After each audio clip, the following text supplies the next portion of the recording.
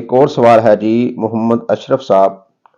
وہ پوچھتے ہیں کہ قیامت کس دن قائم ہوگی اور قیامت کی کیا کیا نشانیاں ہیں۔ صحیح مسلم میں حدیث ہے کہ قیامت جمعہ کے دن قائم ہوگی۔ احادیث مبارکہ میں قیامت کی کئی نشانیاں بیان کی گئی ہیں، ان میں سے چند ایک اس مختصر سی ویڈیو میں بیان کیے دیتا ہوں۔ نبی پاک علیہ الصلوۃ والسلام نے فرمایا کہ قرب قیامت کی یہ نشانی ہے کہ علم نافع جو ہے وہ اٹھا لیا جائے گا، جہالت کا غلبہ ہوگا، بدکاری اور شراب نوشی کی وبا عام ہوگی، آبادی میں مردوں کی نسبت عورتوں کا تناسب بڑھ جائے گا، امانت ضائع کر دی جائے گی، اور اس کی نشانی رسول پاک صلی اللہ علیہ وسلم نے یہ بتائی کہ مسلمانوں کی زمام اقتدار نااہلوں کے پاس چلی جائے گی، قومی دولت کو ذاتی جگیر سمجھ لیا جائے گا، امانت کو مال غنیمت سمجھ کر اس پر ہاتھ صاف کر دیا جائے گا، لوگ زکوٰۃ کو تاوان یعنی جرمانہ سمجھیں گے، یعنی یا تو وہ دیں گے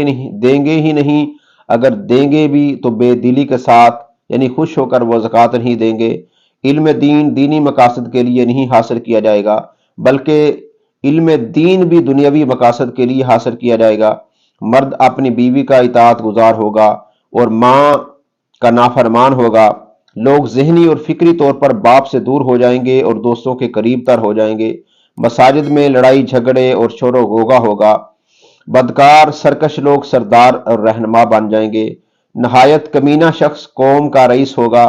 بڑے لوگوں کی تعظیم ان کے کسی علمی ادبی اخلاقی کمال یا تقوی کی بنا پر نہیں ہوگا، بلکہ ان کے شر سے بچنے کے لیے لوگ ان کی تعظیم کریں گے۔ آلات غنا، موسیقی، گانے باجے ان کا شہرہ ہوگا، لوگ اپنے آباء و اجداد اور بزرگان دین کو، اپنی اسلاف کو لعن طعن کریں گے، ان کو برا کہیں گے۔ باندی اپنے آقا کو جنم دے گی، وہ لوگ جو کبھی چرواہے تھے، بکریاں چرایا کرتے تھے، جوتے اور لباس تک کے محتاج تھے، وہ بڑی اونچی اونچی بلڈنگیں تعمیر کریں گے۔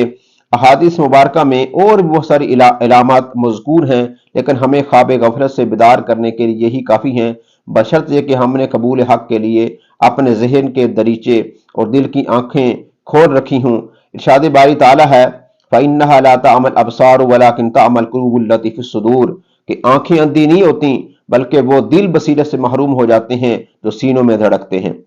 اور سورہ طٰہٰ کی آیت نمبر 124، 125 اور 26 میں اللہ تبارک و تعالیٰ نے ارشاد فرمایا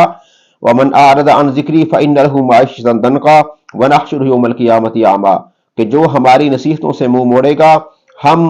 اس کی معیشت تنگ کر دیں گے اور قیامت کے دن اس کو اندھا کر کے اٹھائیں گے۔ قال رب لم حشرتنی اعمى وقد كنت بصيرا بندہ عرض کرے گا کہ یا باری تعالیٰ تو نے مجھے کیوں اندھا اٹھایا حالانکہ میں تو دیکھنے والا تھا۔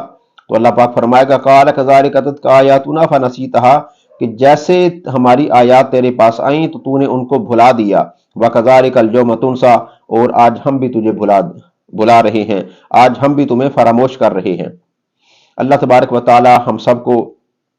عقل سلیم عطا فرمائے، اور اللہ تبارک و تعالی ہم سب کو ہمارے دلوں، ہمارے قلوب و اذہان کو اسلام کے نور سے روشن اور منور فرمائے۔ اللہ تبارک و تعالی ہم سب کو مرنے سے پہلے مرنے کی تیاری کی توفیق عطا فرمائے۔